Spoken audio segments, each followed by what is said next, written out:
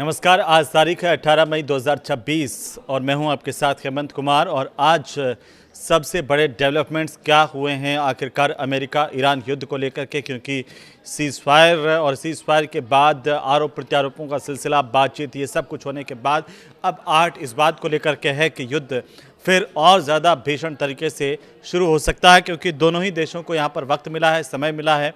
लेकिन इन सब के बीच चौंकाने वाली बात यह है कि जो अमेरिकी राष्ट्रपति हैं ट्रंप, उन्होंने एक के बाद एक सोशल मीडिया पर जिस तरीके की सनसनीखेज पोस्ट की हैं, उसमें उन्होंने ये संदेश दिया, उन्होंने ये संकेत दिया कि ईरान को वे ख़त्म कर देंगे। लेकिन इसी बीच और ज़्यादा क्या अपडेट्स आ रही हैं, इसके लिए आप इस वीडियो को पूरा देखिए, क्योंकि आज हम इस वीडियो में वो तमाम चीज़ें बताने वाले हैं कि अब इस पर आगे क्या हो सकता है और अभी क्या हो रहा है। क्योंकि सबसे बड़ी बात जो आज सामने आ रही है वो ये है कि मीडिया रिपोर्ट्स के मुताबिक जो ईरान जंग के बीच में 8000 जो पाकिस्तानी सैनिक है वो सऊदी अरब में तैनात किए गए हैं। यहाँ पर JF-17 फाइटर जेट्स और ड्रोन स्क्वाड्रन भी भेजे गए हैं। अब इसका खर्चा कौन उठाएगा? खर्चा उठाएगी सऊदी अरब की सरकार।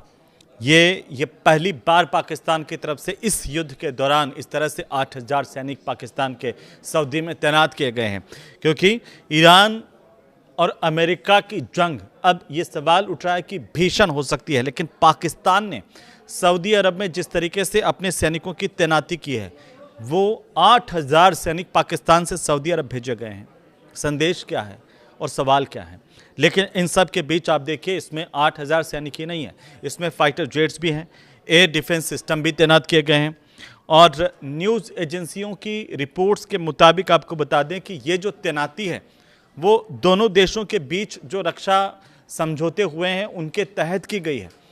तो इसमें कोई बहुत ज़्यादा चौंकाने वाली बात नहीं है। लेकिन रिपोर्ट्स में ये दावा किया गया है कि पाकिस्तान ने करीब 16 JF-17 फाइटर जेट जो है, उनके अलावा ड्रोन स्क्वाड्रन, और इसके साथ साथ आपको बता दें कि उसके चीन में जो बने हुए HQ-9A डिफेंस सिस्टम है उसको भी सऊदी में तैनात किया है। ये भी सऊदी अरब भेजे हैं पाकिस्तान की तरफ से।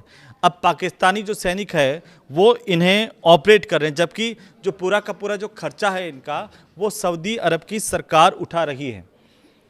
और ज़रूरत पड़ने पर पाकिस्तान ने कहा कि और सैनिक भेजे जा सकते हैं, वो तैयार है उसके लिए। हालांकि पाकिस्तान की सेना, विदेश मंत्रालय और सऊदी अरब सरकार की तरफ से अभी तक कोई आधिकारिक तौर पर इसे लेकर के बयान जारी नहीं हुआ, लेकिन मीडिया रिपोर्ट्स में चूंकि ये जानकारी सामने आई है तो इसे आप तक पहुंचाना बहुत ज़रूरी है। अब इन सब के बीच में ईरान ने अमेरिका से हॉर्मुज़ की नाकाबंदी ख़त्म करने के लिए कहा है। ईरान ने कह दिया अमेरिका को कि हॉर्मुज़ की जो नाकाबंदी की हुई है उसको आप ख़त्म कर दीजिए, और अगर ऐसा नहीं किया गया तो ओमान सागर को अमेरिकी सेना की कब्रगाह ईरान बना देगा। ये खुले तौर पर चेतावनी अमेरिका को ईरान की तरफ से दी गई है। अब आते हैं पिछले 24 घंटों में इस अमेरिका ईरान युद्ध को लेकर के सबसे बड़ी अपडेट्स क्या आई है, क्योंकि UAE में जो एक न्यूक्लियर प्लांट है उस पर ड्रोन से हमला हुआ है, इस बात की जानकारी सामने आ रही है। जो UAE का बाराकाह परमाणु ऊर्जा संयंत्र है और उसके बाहर ड्रोन हमला हुआ। ड्रोन हमले के बाद में यहाँ पर आग लगी और शुरुआती जांच में ये शक जो है वो UAE ने जताया ईरान पर। और ये पहली बार है जब UAE के न्यूक्लियर पावर प्लांट को निशाना बनाया गया है इस युद्ध के दौरान अभी तक। और इसी बीच एक अच्छी खबर भी है। अच्छी खबर यह है कि हॉर्मुज़ को पार करके भारत के जो 15 LPG जहाज है वो भारत पहुंच गए हैं, जो हॉर्मुज़ पार करके यहाँ पर आए हैं। और आपको बता दें कि मार्शल जो आइलैंड्स के झंडे वाला LPG टैंकर हैं वो सिमी, ये 20,000 टन गैस लेकर के कांडला पोर्ट्स पर पहुंच चुके हैं। और ये जंग शुरू होने के बाद अब तक 15 जो LPG के जहाज है वो भारत पहुंच चुके हैं। भारत की तरफ से बयान क्या है? भारत ने यह कहा है कि हॉर्मुज़ में शिपिंग को रोकना कतई मंजूर नहीं है। इन सब चर्चाओं के बीच में, इन आशंकाओं के बीच में ये बयान बहुत महत्वपूर्ण है, क्योंकि UN में भारत के जो स्थायी प्रतिनिधि हैं परवर्तनेनी हरीश, उन्होंने कहा कि हॉर्मुज़ स्टेट में कमर्शियल शिपिंग को रोकना जो है वो अस्वीकार्य है भारत को, ऐसा नहीं होना चाहिए। लेकिन इन सब के बीच में ट्रंप की ओर से एक नया ऑफर भी आया है। जब हम ये बात कर रहे हैं कि ये जंग अब और ज़्यादा भीषण हो सकती है, ये वापस से शुरुआत है, कि उससे पहले ट्रंप की धमकियां, लेकिन अब ट्रंप का ऑफर सुनिए। ईरान 20 साल परमाणु कार्यक्रम को रोक दे तो वो हमला नहीं करेगा, ऐसा अमेरिका की तरफ से कहा गया है। ट्रंप की तरफ से ईरान को ऑफर दिया गया है। इन सब के साथ साथ ये भी कहा गया है कि जो आपका एनरिच्ड यूरेनियम है वो अमेरिका को आप सौंप दीजिए। और ये पहली दफ़ा है जब स्थायी रोक के बजाय 20 साल की रोक की बात, 20 साल तक युद्ध रोके जाने की बात ट्रंप की तरफ से कही गई है, बोली गई है। और हमेशा जो है वो इस तरह की बातें सामने आ रही थी कि स्थायी लगाम युद्ध पर लगे। लेकिन अब जो ट्रंप का नया बयान है वो अपने आप में एक अलग ही शिगुफा है कि 20 साल तक अमेरिका हमला नहीं करेगा अगर आप उसकी बात मान लो और परमाणु कार्यक्रम को अगर रोक दिया जाए। ईरान के परमाणु कार्यक्रम को सस्पेंड करने की बात कही है, पहले बिल्कुल खत्म करने की बात अमेरिका कर रहा था, लेकिन अब यह लग रहा है कि अमेरिका यहां पर एक कदम आगे बढ़ता हुआ आगे बढ़ करके इस युद्ध को कैसे रोका जाए, अंदर खाने अमेरिका के, ये भी एक बड़ी टेंशन है। और इसे इसी तौर पर देखा जा रहा है कि अमेरिका को अब ये जो टेंशन है वो घेर रही है।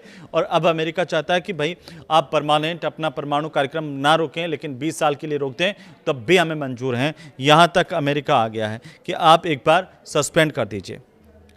उधर सीज फायर के बाद में लेबनान पर इजराइल के जो हमले हैं वो लगातार जारी है।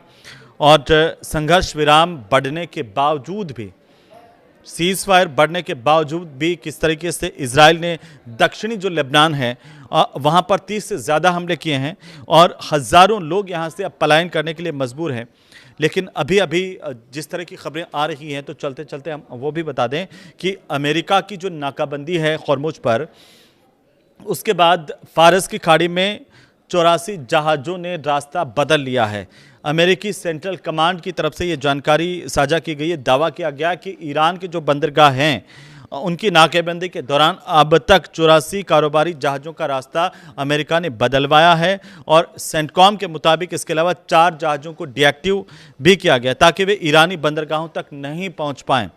अमेरिका ने अप्रैल से ईरानी बंदरगाहों की जो समुद्री नाकेबंदी है वो शुरू की थी और इसका मकसद ईरान के तेल और गैस निर्यात पर दबाव बनाना था। और अब इसको लेकर के जहां ईरान कह रहा है कि जब बात तभी करेंगे जब आप ये जो नाकेबंदी है इसको ख़त्म कर दें, दूसरी तरफ अमेरिका है वो नाकेबंदी को और ज़्यादा मजबूत करने की बात कह रहा है। तो क्या अब युद्ध और ज़्यादा तेज़ी के साथ छिड़ सकता है या और ज़्यादा गंभीर परिणाम दुनिया को भुगतने पड़ सकते हैं? इसे लेकर आप क्या सोचते हैं? कमेंट करके हमें ज़रूर बताइए। आपको वीडियो कैसा लगा ये भी बताइए। नमस्कार।